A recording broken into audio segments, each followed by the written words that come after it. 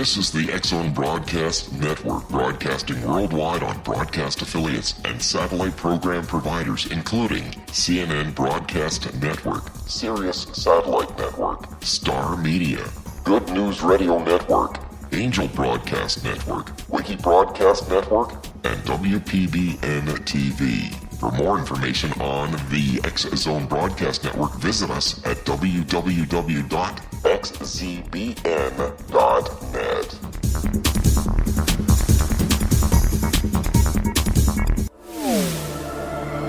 The X-Zone Radio Show with Rob McConnell is largely an opinion talk show.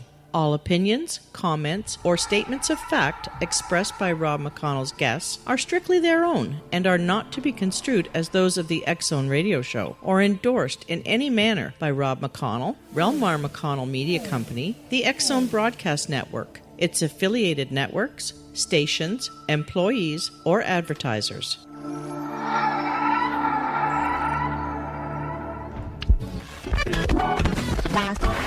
All Hit Radio.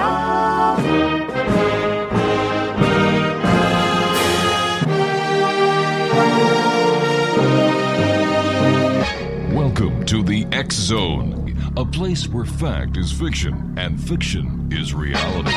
Now, here's your host, Rob McConnell.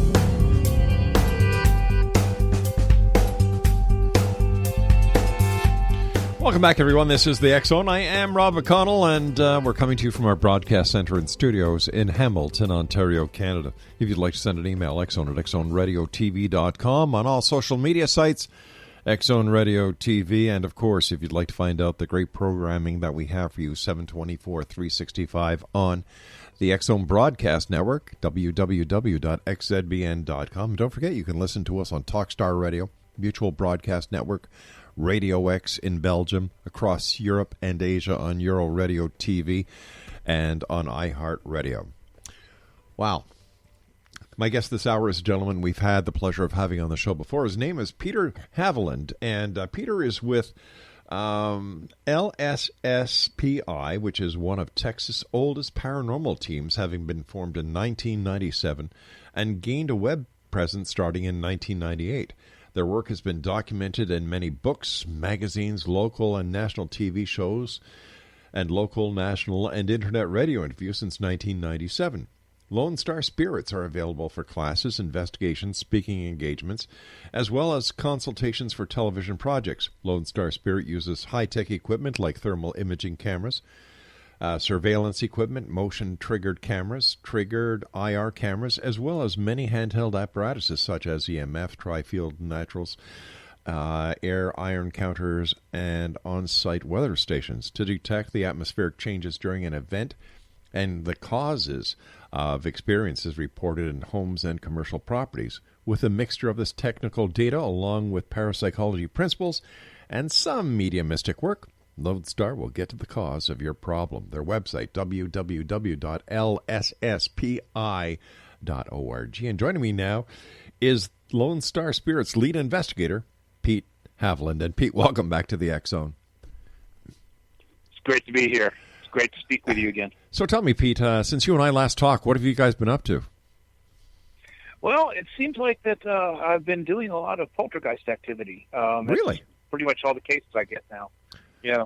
Why do you think poltergeists are so prevalent? Why do you think poltergeists are so prevalent these days and so common?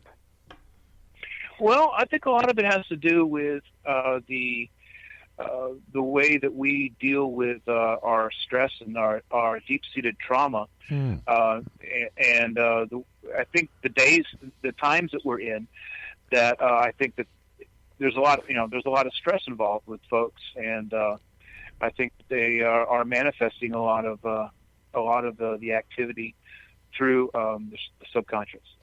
Now, go on. I'm sorry. No, go ahead. I was going to say that you're echoing the findings of Dr. Hans Holzer many years ago, and it's nice to see rational parapsychology coming back into a field that many other people and organizations have exploited for personal gain. Yeah, and it's real frustrating that a lot of the TV shows put out a lot of really bad information and a lot of drama that really affect folks in their homes. Some of the emails that I even get, people swear up and down that they're possessed, and once you go over and try to assess them to find out what exactly is going on, it usually ends up being misidentified. They're just they're just so convinced that so and so said it on this show, and I'm hearing the same noise, so that must be it. Oh my gosh! So the power of suggestion that is used in advertising and marketing on television is alive and well on the reality TV shows as well. It sure is. It sure is. You look. There's two sides to it. You have your researchers, and then you have your entertainment. And I don't have a problem with the entertainment side as long as folks know it's entertainment. But when they start taking the entertainment seriously is when there's a lot of issues. All right, Pete, stand by. You and I have to take our first break. Exonation. Pete Haviland is our special guest this hour. Two websites, www.lsspi.org and redo, a.k.a. hypnosis.com. And Pete and I will be back on the other side of this break as we continue right here from our broadcast center in Hamilton, Ontario, Canada. This is the X Zone, a place where people dare to believe and dare to be heard, Monday through Friday from 10 p.m. until 2 a.m. On the X Zone Broadcast Network, Talkstar Radio Network, Mutual Broadcast Network, and iHeartRadio. Don't go away.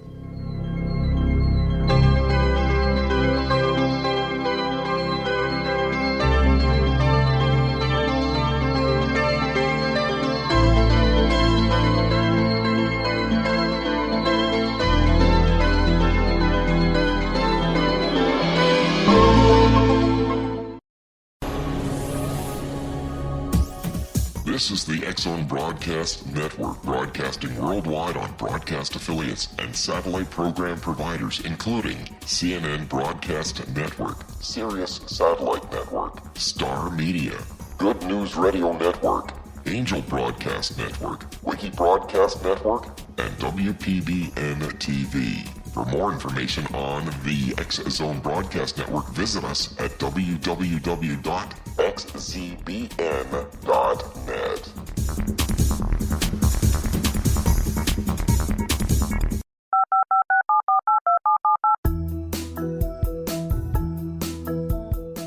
Did you know that when you're on the road with limited data or Wi-Fi, you can still listen to the X Zone Radio Show with Rob McConnell, The Science of Magic with Gwilda Wiyaka, X-1, Dimension X, Space Patrol, and every minute of the X Zone Broadcast Network by calling 213-401-0080, courtesy of Audio Now. No smartphone, app, or internet needed. It saves your data plan, and it's free if you have unlimited minutes. Call 213-401-0080 to listen on any phone, anytime, anywhere. Remember, 213-401-0080 for the best of the paranormal, parapsychology, and sci-fi radio programming anywhere, 24/7, 365.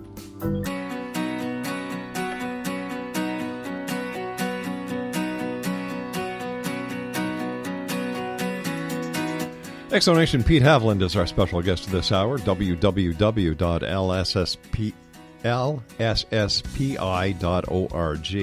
Pete, what was it that drew you to the investigating of the paranormal?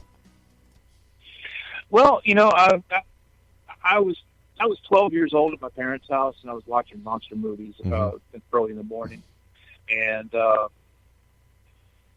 room got really cold, and my dog turned around and alerted, looking up the stairs of my parents' home.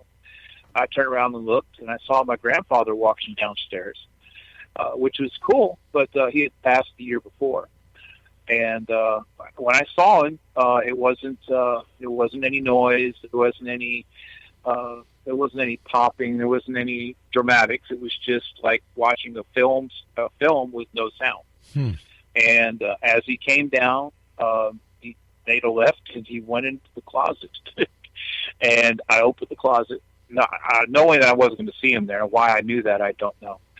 but there was a medallion that a large wall medallion that he brought over from Italy that hung in two of his houses. So that's when I kind of got the idea of that he walked towards something he knew. Mm-hmm. I didn't at that point in time. I didn't know about anything about energies or anything like that. I was just thinking kind of possessions, stuff. It was his stuff. At that point in time, I started reading everything I could on haunted houses and ghosts. Hans Holzer was one of the ones I started reading. D. Scott Rogo. Yeah. Daniel Cohn. A lot of the early books. The pioneers. Pioneers. Later on, when I got into high school, Mm-hmm. Of Lloyd Auerbach's book, and started reading that. And it was ESP Hauntings and something, I forget what it is. A big, thick book. A lot of folks would call it the Bible. And I just same way through college. I just started studying and had some psychology classes that they allowed me to write on the parapsychology principles, Mm-hmm.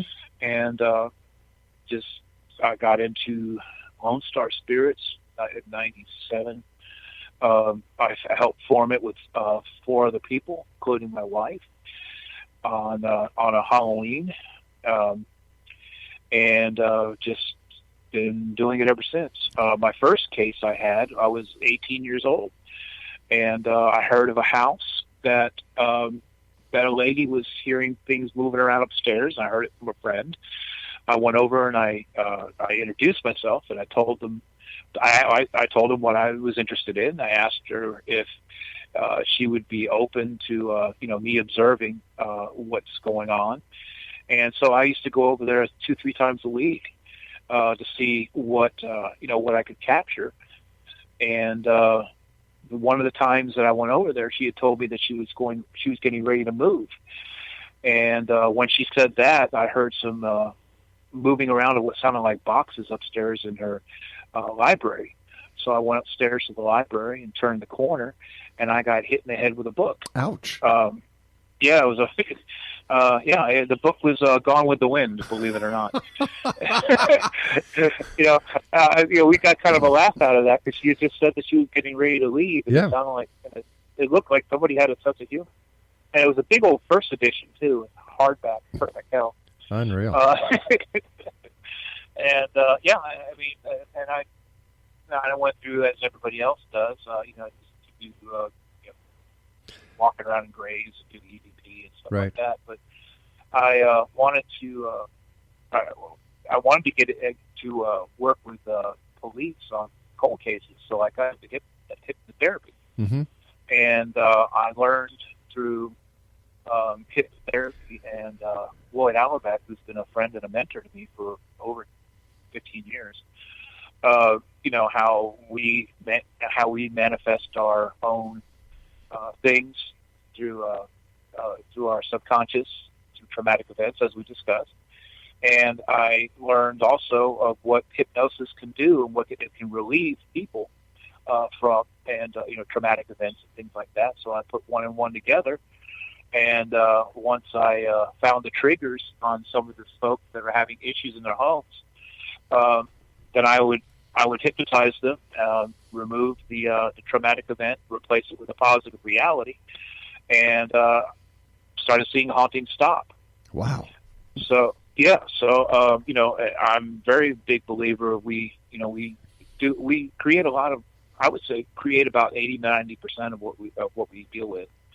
And that's either between us manifesting or misidentification or even place memory, which is like a tape loop that plays over and over. You were talking about Lloyd Auerbach before, and Lloyd has a brand new book. I don't know if it's out yet, but we just received a copy from our good friends at Llewellyn earlier today. Mind Over Matter, a comprehensive guide to discovering your psychic powers. Yes, Yeah. yes. That's actually a break off of the 83, 84 book. Yeah.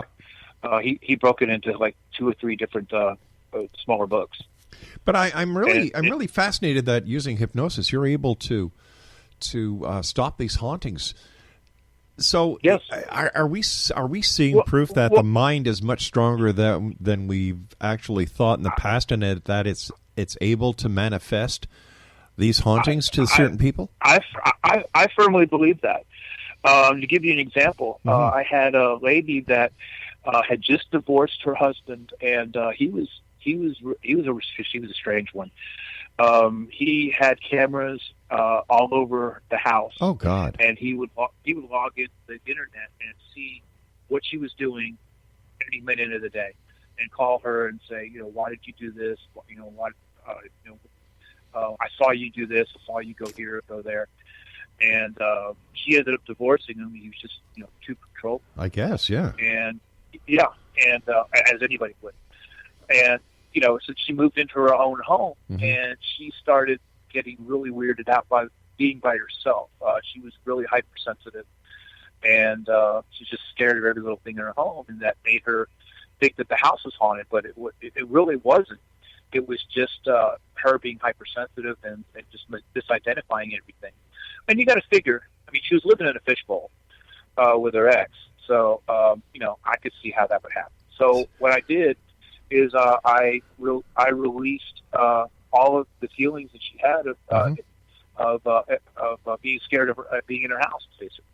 It sounds as if she was suffering from an electronic version of the Stockholm syndrome. Exactly. Yeah. Exactly. And once I did that, everything was fine. Wow. She was real comfortable with the house. She did have a little bit of activity in the upstairs. There's an upstairs apartment that the previous owner made into a bar, and he died up there. So I mean, every once in a while she would hear something, but I mean that's it's kind of natural actually.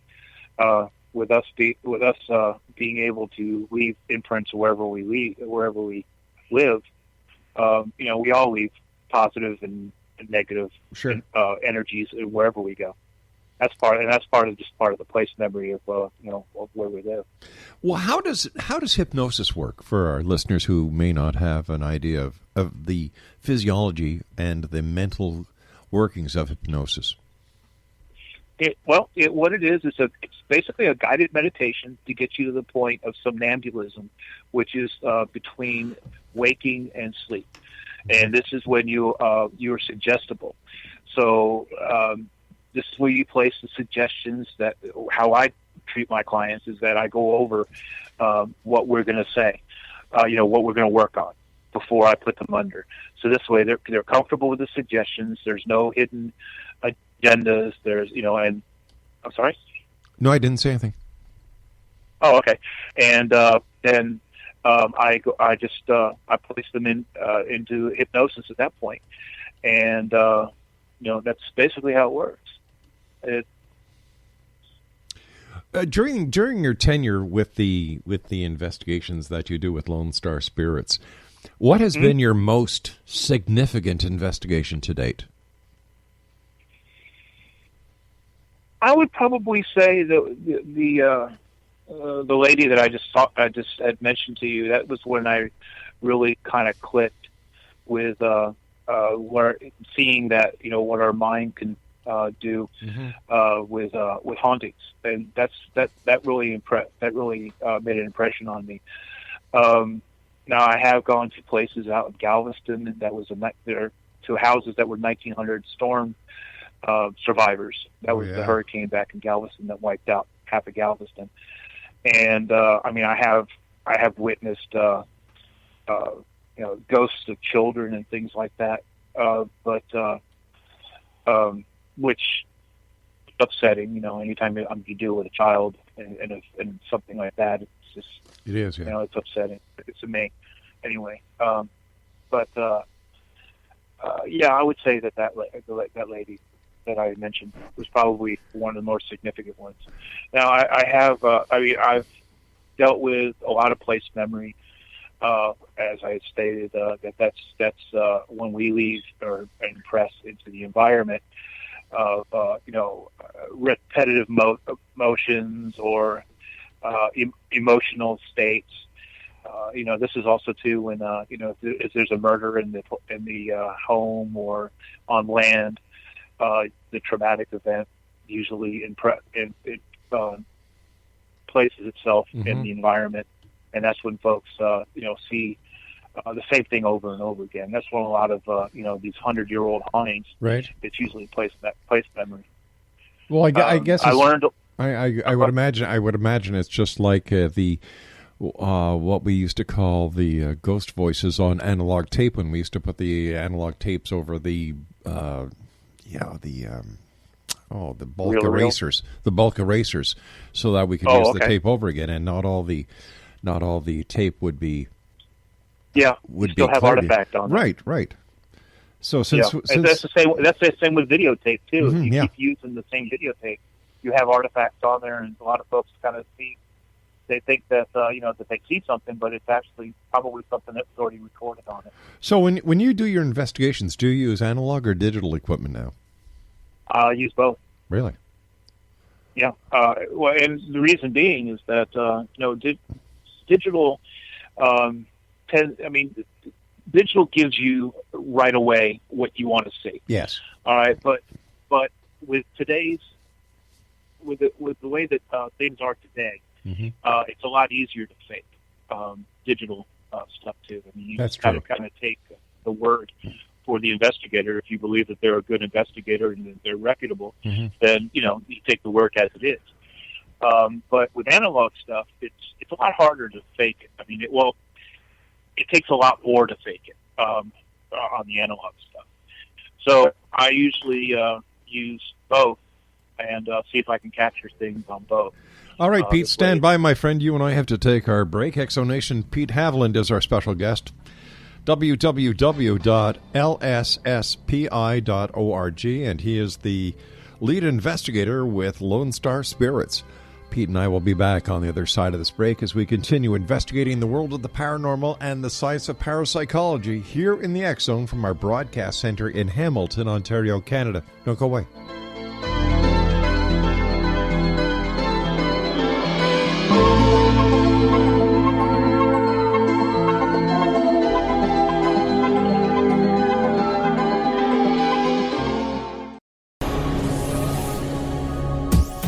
This is the X Zone Broadcast Network, broadcasting worldwide on broadcast affiliates and satellite program providers, including CNN Broadcast Network, Sirius Satellite Network, Star Media, Good News Radio Network, Angel Broadcast Network, Wiki Broadcast Network, and WPBN TV. For more information on the X Zone Broadcast Network, visit us at www.xzbn.net.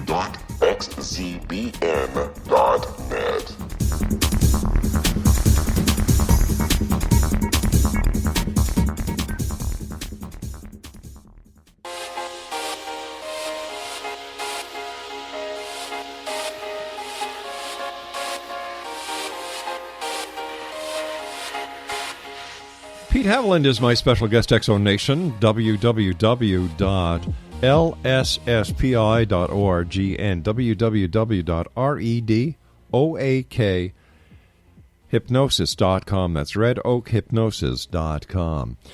Pete, you've been doing this since 1997. How do you deal with the psychological effect that you and your other team members are subjected to? You were telling us a little while ago that you actually saw the apparition of a child. Man, how do you deal with that? Well, initially when you see it, you kind of handle it as anybody else would. I mean, it surprises you because when you turn a corner, you're really not expecting to see it there. But then you do see it, and I don't claim myself to be psychic or anything, but we all do have ability at different levels. So, that I believe that's why different folks experience different things at some of these locations. Everybody that I work with, they look at it as, first of all, you're dealing with people, deceased and living. So that takes a lot of the scare out of it, because you're dealing with people. You're dealing with people that have issues, that want to that need help in some form or fashion. So we kind of look at it like that, and it's worked out really well. I haven't really had anybody quote unquote nut up or anything because of it. It's not, we haven't really dealt with anything that's been that traumatic. And we all talk. If we have an issue, if something scared us or something like that, after a case, we usually end up going somewhere for breakfast and coffee, and we talk about what we experienced, how we feel, how things like that. So we kind of debrief ourselves after each case. Here recently, I assess the heck out of cases now. A lot of it is being that I get a lot of stuff from folks calling me from, as I said, watching the shows, and or they just want somebody to come out just to, as entertainment. Mm-hmm. I was at a case one time. They claimed that they had children they were seeing jumping on their bed, and I was setting up a camera so we could monitor the area, and in started walking some of their neighbors with beer, and they were making chili, and we were the entertainment. They were, they said, "Oh yeah, they're investigating the house," and everybody grab a beer and let's watch the ghost hunters. So we just basically packed up at that point and let them know that if they had any other issues, feel free to give us a call. But I don't like putting my team in that situation of being entertainment. I mean, because we go out to try to help folks, not to entertain. That's pretty pathetic. How do you deal with that? Do you just kind of pack up your team and say goodbye, or do you actually conduct the investigation? No, I packed up and we left that night. I just let them know that I appreciated them calling us out, but it seemed like they had some other things going on, and just give us a call when things settled down. Did they ever call? What else am I going to say? Did they ever call you back? Yeah, actually they did. They claimed that they were seeing the children again, and when we went back out there again, there were no neighbors this time around.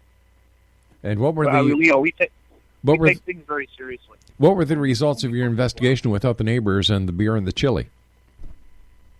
We didn't capture anything. No, but that doesn't necessarily mean anything either. I mean, when a person calls you about an event, mm-hmm.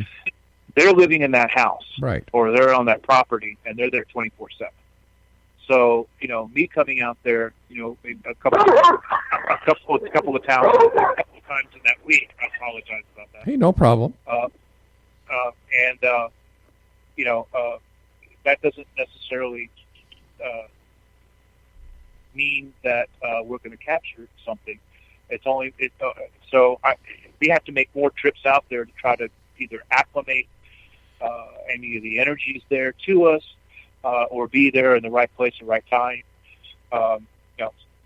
And I have had to move into a home for 3-4 days when we were dealing with a kid, and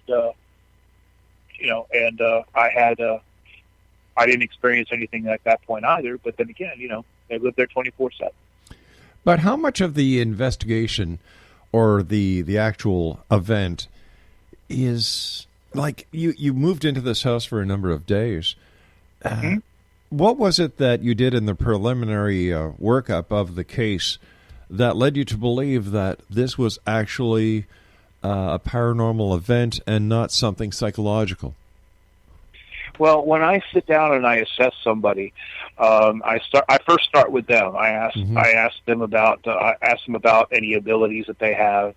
I ask them what their dreams are like. Are they seeing things in first person? Right. I asked them if they've had issues like this in the past to see if maybe, you might be dealing with RSPK, recurrent spontaneous psychokinesis.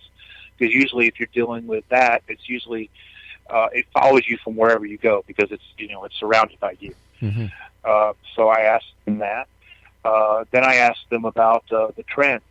When they have an event, what happened prior? Was there a argument or some type of high energy output that might have caused it? I asked them also about how the family unit is working. Mm-hmm. Is there issues? So this way, if there's stress amongst the individuals, then you want to look at why are they stressed, and if they're stressed, does activity happen more during their stress level or less? So it's a long drawn out process. Yes. when you do that. But when you start looking at all the trends and stuff, usually you'll get an idea of what exactly you're dealing with. Has there ever been a study done or any correlation done between the increase in paranormal activity and the increase of cell towers and microwaves? I'm not aware of that. I'm not aware of that. I could tell you that one thing we did come up with when people were having issues with dreams, and really weird, that the alarm clocks that they have by their bed Mm-hmm. Emit a high EMF. Yeah. And a high EMF will mess with your brain pattern. So when we have stated to folks about moving their clocks, farther away from them or even across the room, they've had the sleep patterns return to normal, or the weird dreams that they were having would stop. As well as people who are taking certain prescriptions also have disruptive dreams as well. And yes, they do. And another cause for the interruption in brain patterns are the RF are the Bluetooth devices and the Wi-Fi devices, the phones, the the cell phones beside the bed, or the laptop, or people just don't think anymore. Yeah, and that's called dirty EMF. Yeah, and a lot of that builds up in a home, and that can really affect a person. I was dealing with some filters. I can't remember who makes the filters, but they do clean the dirty EMF from the home, and I've had haunting stop that way too. Wow. Is there any difference between doing a paranormal investigation in the daytime compared to the nighttime? Because one would think that if there's paranormal activity going on at night, there would also be paranormal activity going on during the day. I've had activity happen in the day as well as in the night. Folks tend to look at night because everybody's not doing their day, their 9 to 5 job. Things are a lot more quieter when you get home, when you're relaxing and things like that. So people tend to experience more at night, but things happen just as much as in the day. I've seen things move during the day. I've seen things thrown during the day as well. Another thing is too that a lot of folks they like to antagonize the energies, running around in the middle of the night screaming at things, provoking, and you can get as much information by observing than provoking. Provoking tends to be more dramatic, and I see that, and I personally see that more as just a TV thing. Exactly. I was just going to say that. How do people react at the end of an investigation and you say, listen, I'm sorry, there's no proof of any paranormal activity here? Yeah, so I've had folks sometimes get upset, but what I tell them is what I've told you is that, you're living here 24/7. Mm-hmm. We're only here for a short matter of time. That doesn't mean that I don't believe you. That's just saying that, from when we've been here, we haven't experienced anything. So, and I always leave it open. Please give us a call. Right. If things happen again, and I ask people to keep a log so I can look at the trends of and gather, where these things are happening. So when I do bring equipment out, I'm not bringing 3 truckloads of equipment. I'm just, I'm bringing what I need. How long does your a normal paranormal? Geez, I don't even know if there's such a thing as a normal paranormal investigation take. Well, TV says about 4 hours. I guess that's all they really have. But I've worked a case that was over a year. So it just depends on what you're dealing with. And it really depends on what you schedule. I mean, with the owner, how much time you can spend there. Mm-hmm. And of course, but 4 hours, 4 hours or 6 hours is generally not going to get you a whole lot of stuff. You and I have to take our commercial break, our final break. Pete, please stand by. Exonation Pete de Haviland is our special guest this hour. www.lsspi.org. And we also have some other great shows on the X Zone Broadcast Network. We have Paranormal Stakeout with police detective Larry Lawrence. He does investigations in the Florida area. And then A Different Perspective with my friend, Dr. Colonel Kevin Randall, who takes an honest look at the world of ufology. And in fact, he did a great interview with Jan Harzan, the executive director of MUFON, last week, in which he brought to the surface the fact that there's a lot of racism and racist remarks being generated by directors of MUFON. And it's come to the point where we decided that Jan Harzan has to go as the executive director of MUFON, and we've got a petition that you can sign online at www.xzbn.net or thecupandsaucer.com. The X Zone, a place where people dare to believe and dare to be heard. We'll be back on the other side of this break as we wrap up this hour here in the X Zone from our broadcast station and studios and corporate offices in Hamilton, Ontario, Canada, with our guest this hour, Pete Haviland. And his website, once again, is lsspi.org.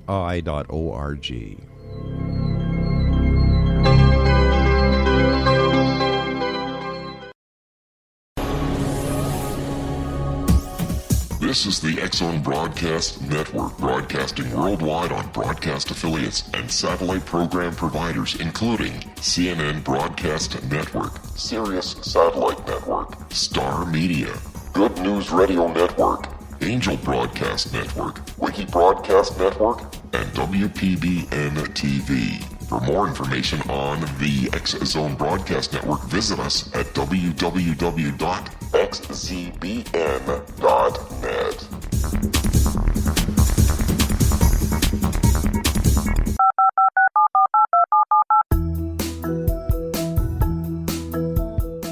Did you know that when you're on the road with limited data or Wi-Fi, you can still listen to the X Zone Radio Show with Rob McConnell, The Science of Magic with Gwilda Wiyaka, X-1, Dimension X, Space Patrol, and every minute of the X Zone Broadcast Network by calling 213-401-0080, courtesy of Audio Now. No smartphone, app, or internet needed. It saves your data plan, and it's free if you have unlimited minutes. Call 213-401-0080 to listen on any phone, anytime, anywhere. Remember, 213-401-0080 for the best of the paranormal, parapsychology, and sci-fi radio programming anywhere, 24/7, 365.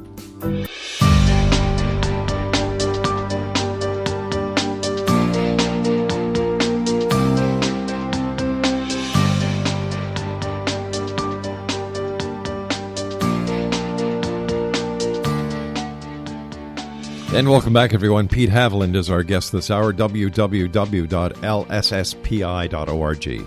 First of all, Pete, thanks so much for coming back on the show. It's great talking to you. We started talking about, poltergeist, and it also seems that there are a lot of people now who are truly convinced that they are being demonically attacked or demonically attached. How do you deal with these kind of cases? Well, I learned from I do assessments for Father Jack Ashcraft, and he asks me to go ahead and and to do the normal thing that I would the normal investigation I would do on his cases. Right. But he also asks me to look at what the person is speaking about. Now, when the person mentions to me that they feel possessed, and my first question is, why do you feel like you're possessed? And they will tell me. Some of the times they will tell me that they hear a voice that gives them a name, and then what I learned from Father was that the name is the last thing that you get. When you're going to do the ritual, the exorcism, the name is what the priest is trying to get to control the situation, to remove the preternatural being. So when a person tells me that they know the name, then it's got to be something else. When I usually hear that, then I start delving into the RSPK stuff, because that also looks a lot like a possession. Manifesting, folks manifesting a haunting phenomena that looks like a haunting, but it's actually the subconscious playing out whatever the triggered event is. For instance, when the boy that was possessed in Cottageville, Maryland, yes, that the movie The Exorcist was made from. I don't know if you knew or not, but did you know that they contacted the Rhines and they had a discussion? And through the Rhine letters that I read, that that the priest that contacted them, that was keeping the record, they both discussed that it was poltergeist activity. So at that point, even if they were doing a ritual for somebody that was having poltergeist activity, the ritual could also release whatever subconsciously was bothering the boy, and could have made that stop too. But but when you're dealing with that, you're dealing with a lot of religious aspects, and then you tend to get a lot of folks that will argue with you. So, it is what it is. So in your professional opinion, do you believe that the case of The Exorcist was an actuality of demonic possession, or was it mind over matter? Me personally, yes, I think it was poltergeist activity. Okay. The boy was missing his aunt that had passed, and his aunt was the aunt was really the only person that he really talked to, and so that was causing a lot of stress. There was some stress in the family, the way the family treated each other. So,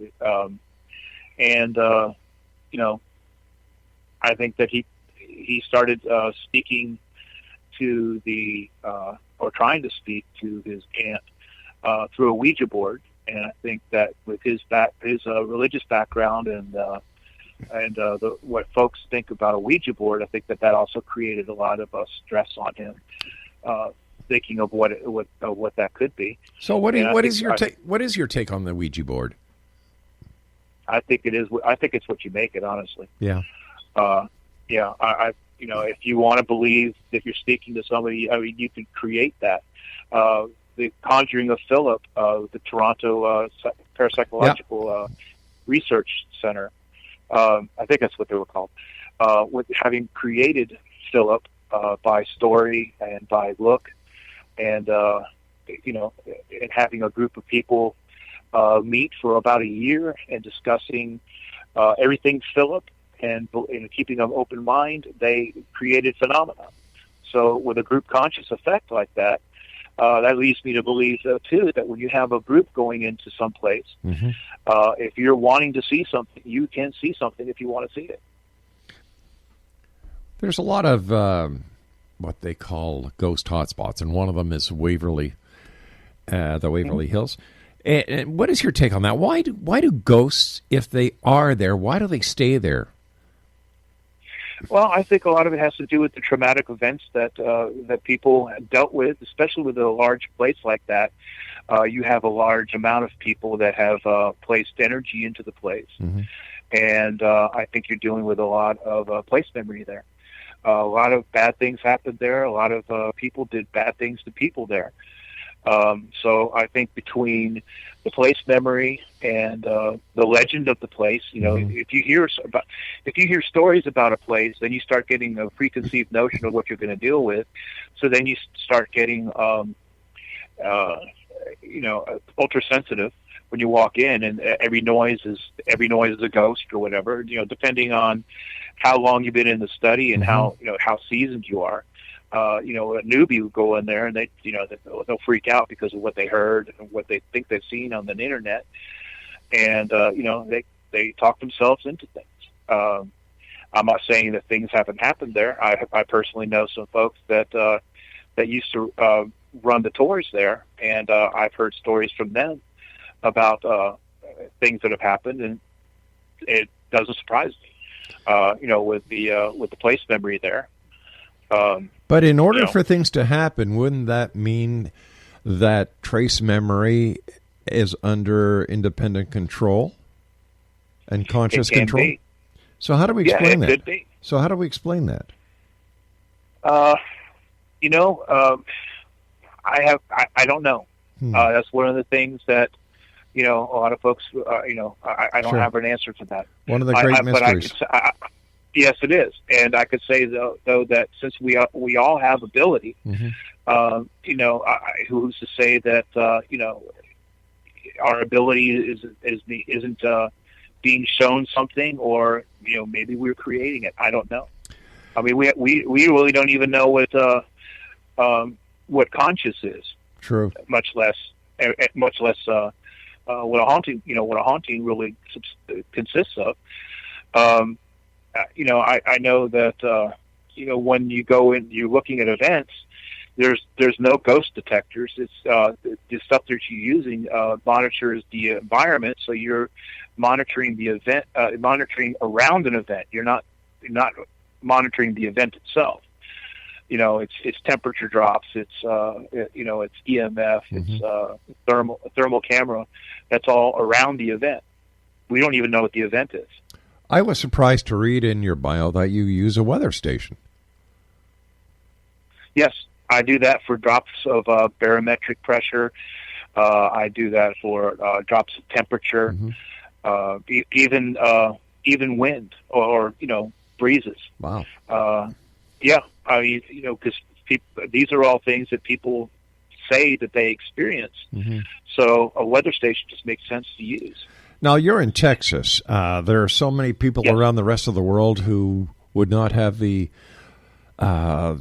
fortunate ability to use your services. So how can they best find a credible investigative group like yours? I would do the research and find out how long the group has been around. That's what I would do. If they've only been around for a few years, they're not seasoned enough. I would probably also get in contact with like Lloyd Auerbach or Dr. Tapp or Dr. Nichols, and maybe they can also refer some folks out that they might have used. Are you talking about Joe Nichols? Yes. Great. No, I'm talking about Andrew Nichols out of Florida. Oh, okay. All right. Listen, we've got about a minute left. What are your final words of wisdom for the X-Zone Nation tonight? Just to be careful of who you bring into your homes. Make sure that that they're credible. Always keep a log, so trends are easily looked at, and use common sense. And many people have forgotten how to use common sense. But, Pete, I want to thank you ever so much for joining us tonight. It's always a great pleasure talking to you. And I look forward to the next time you and I meet back here in the X Zone. That sounds really good. Thank you very much. Take care of yourself, and my very best to the rest of your group. Well, thank you, and you as well. You take care, my friend. Exo Nation, okay. Pete Haviland has been our guest this hour, www.lsspi.org and redoakhypnosis.com. I'll be back on the other side of this commercial break with the news at 6.5 minutes past the top of the hour as we continue here in the X Zone from our broadcast center in Hamilton, Ontario, Canada. And by the way, I goofed, Exo Nation. If you'd like to sign the online petition to oust Jan Harzan, www.thecupandsaucer.net. That's thecupandsaucer.net. I'll be back on the other side of this break. Don't go away.